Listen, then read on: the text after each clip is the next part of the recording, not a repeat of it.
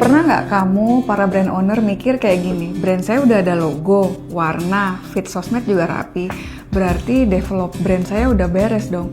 Padahal, nope. Sini-sini yuk kita obrolin. Untuk kamu brand owner atau marketer, paham banget sih kalau ngembangin brand sampai bertumbuh, membesar, sukses, dipercaya itu nggak mudah.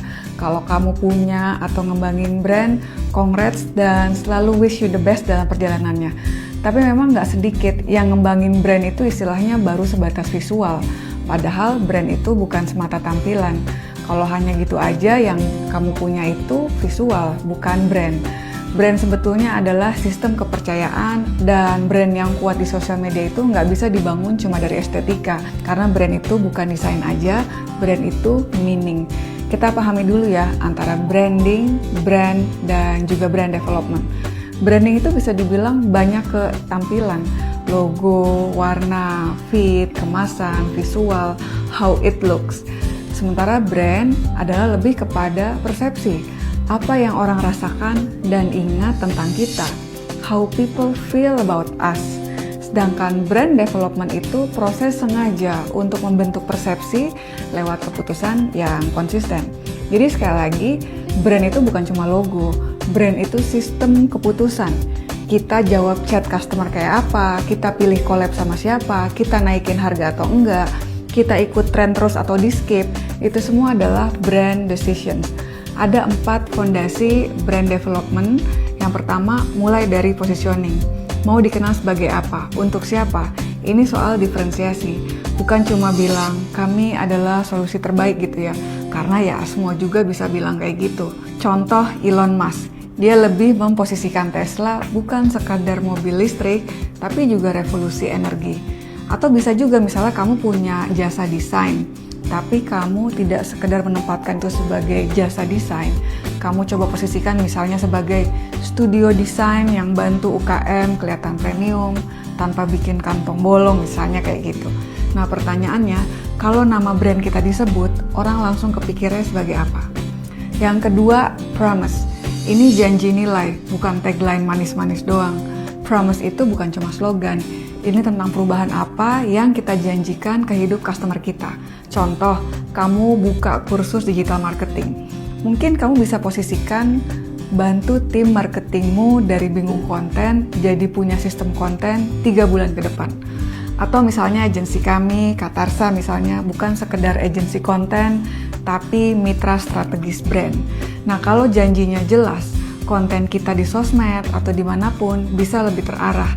Setiap konten tuh kayak cicilan kecil aja dari janji besar brand kita. Ketiga, personality. Ini cara bicara dan tone. Kalau brand kita orang, dia tipe orang kayak apa? Banyak brand secara visualnya oke, tapi mungkin nggak punya suara yang cukup kuat. Misalnya captionnya generik, bisa dipakai siapa aja.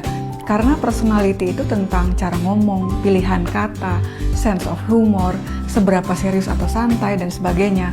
Ada brand yang cocoknya fun and loud, ada yang calm and wise, ada yang straight to the point and strategic. Yang penting konsisten, bukan mut-mutan ya. Keempat, proof. Ini bukti nyata dan konsistensi. Karena audiens nggak beli janji aja, mereka beli bukti. Kontenmu adalah validasi brand kamu. Bukan cuma janji, tapi buktinya konsisten. Kadang saking banyaknya konten atau variasi brand di market, audiens juga jadi skeptis. Maka dari itu, brand development tanpa proof itu kayak janji tanpa rekam jejak. Jadi kita bisa tunjukin proof misalnya ya berupa testimoni, before after, case study singkat, behind the scenes, data yang konkret. Setiap kali kita nunjukin ini loh yang sudah kami kerjakan, kita lagi nambahin 1 bata ke dinding trust brand kita. Dan disinilah pentingnya dihubungkan ke sosial media, mulai dari Instagram, TikTok, YouTube, dan sebagainya. Itu sebetulnya seperti ujung gunung es. Jika fondasi brandnya kurang jelas, konten kita akan selalu terasa campur aduk, ngikuti tren sana-sini, tapi nggak ngebangun apa-apa. Tapi kalau brand developmentnya lebih jelas, kita lebih gampang nentuin konten apa yang on brand, mana yang di skip, lebih enak filtering mau collab sama apa atau siapa. Kita juga lebih mudah bikin tim kita paham kita ini sebenarnya brand yang seperti apa. Jadi sebelum mikir harus posting apa di sosmed dan berapa kali sehari, mungkin pertanyaannya digeser dulu. Jadi brand saya mau dikenal sebagai apa, buat siapa, janji saya apa, ngomongnya kayak apa, dan buktinya apa.